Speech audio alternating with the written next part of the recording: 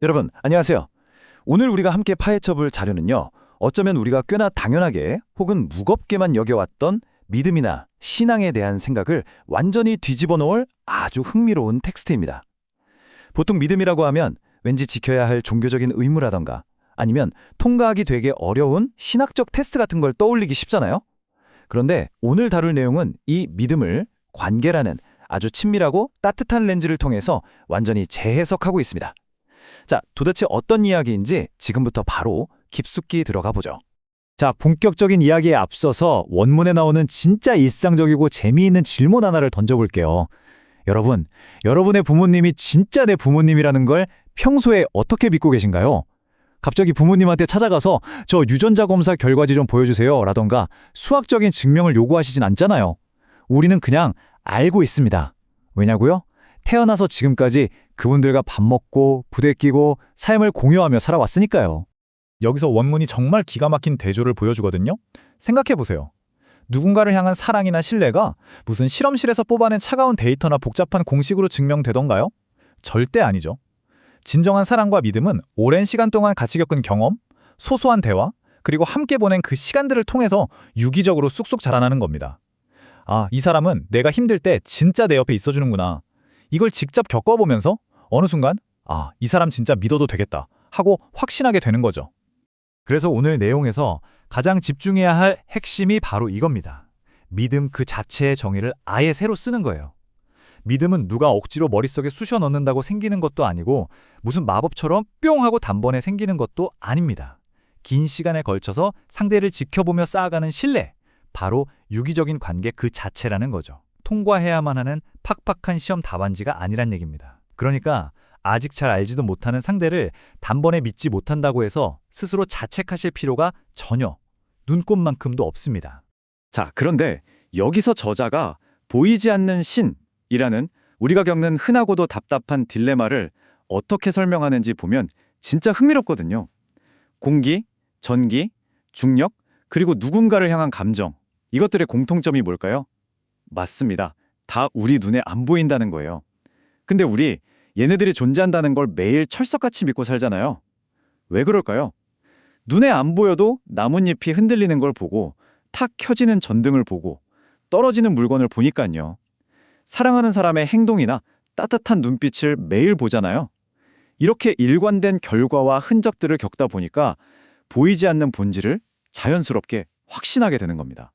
혹시 여러분 중에 스스로를 좀 무신론자나 회의론자처럼 느끼시는 분 계신가요? 아니면 모태신앙이거나 교회를 오래 다녔는데도 솔직히 난 아무 감흥이 없다, 답답하다 하시는 분이요. 속으로 나는 솔직히 예수님 잘 모르겠어 라고 한 번이라도 생각해 보신 적이 있다면 오늘 텍스트가 아주 따뜻하지만 단호하게 여러분께 이렇게 말해줍니다. 그거 완전 지극히 정상입니다.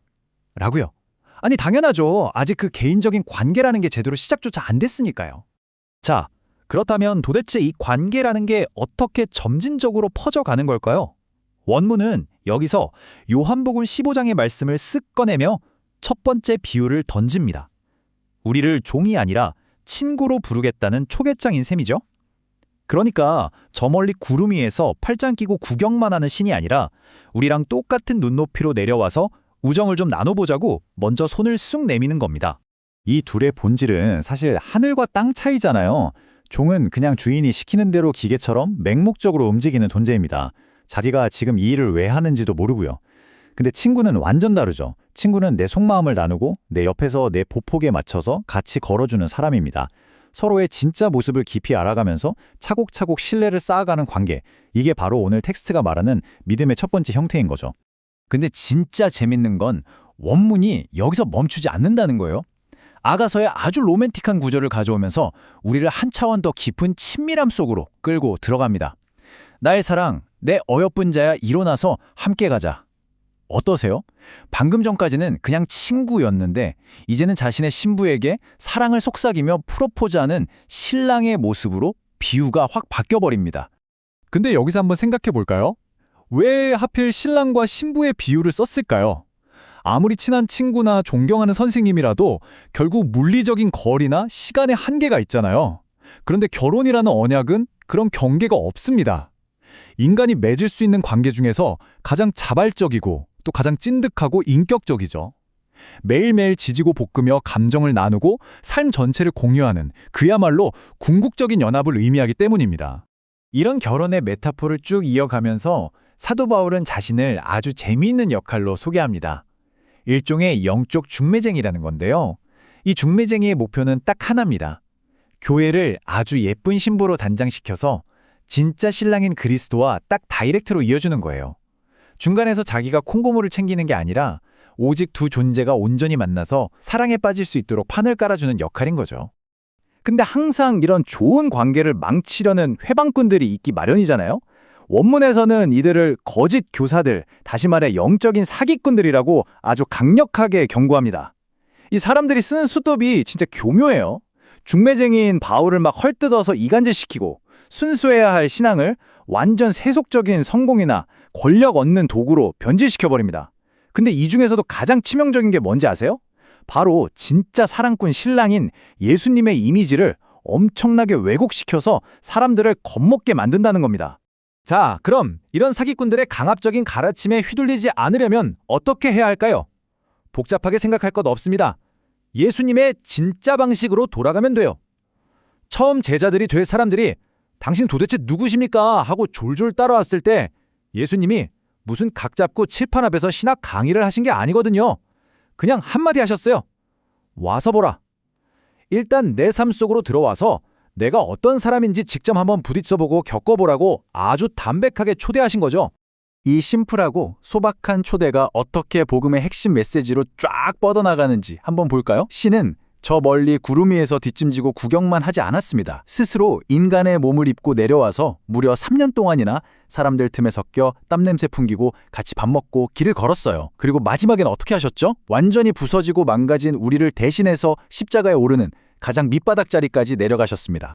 저는 사실 이 대목이 오늘 내용의 완전 하이라이트라고 생각하는데요. 한번 비교해보세요. 세상의 수많은 종교들은 보통 어떻게 가르치나요? 인간이 막 피나는 수련을 하고 노력해서 신의 경지나 어떤 높은 레벨로 기어 올라가야 한다고 하잖아요. 근데 복음은 정반대입니다. 창조주가 자기 자리를 다 버리고 가장 낮은 흙먼지 구덩이 속으로 우리를 먼저 만나러 내려왔다는 이야기예요. 이게 바로 원문이 말하는 완전한 차별점입니다. 그 창조주가 이 땅에 내려와서 진짜 뭘 했는지 구체적으로 한번 떠올려 보세요. 그냥 VIP처럼 쓱 한번 시찰하고 간 게 아닙니다. 상처받아서 엉엉 우는 사람들을 안아주셨고 지극히 평범한 사람들과 식탁에 앉아서 같이 웃고 떠드셨어요. 게다가 나중엔 억울하게 누명까지 뒤집어쓰고 사형수가 되어서 진짜 피를 흘려가며 우리의 그 끔찍한 죄악과 고통을 다 대신 치러내셨죠. 인간이 겪는 온갖 희로애락부터 가장 밑바닥의 고통까지 그냥 다 같이 온몸으로 겪어내신 겁니다. 자, 그럼 지금까지 우리가 쭉 나눈 이야기들을 한번 모아서 정리해볼까요?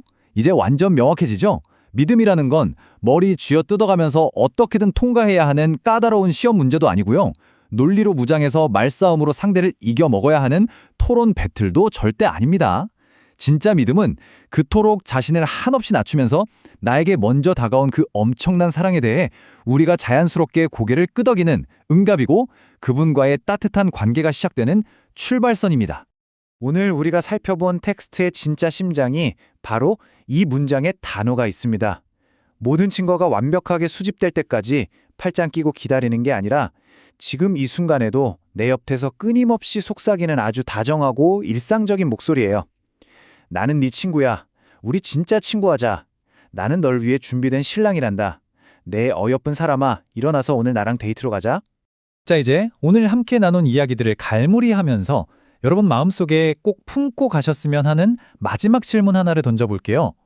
이제 여러분도 믿음이라는 게 누군가 억지로 지우는 무거운 짐이 아니라 엄청나게 로맨틱한 초대이자 프로포즈라는 걸 느끼셨을 겁니다. 그분이 지금 이 순간에도 바로 여러분 곁에서 아주 다정한 눈빛으로 기다리고 계신다면요. 여러분은 오늘 이 아름다운 프로포즈에 어떻게 대접하시겠어요? 자, 오늘 준비한 이야기는 여기까지입니다. 함께 해주셔서 감사합니다.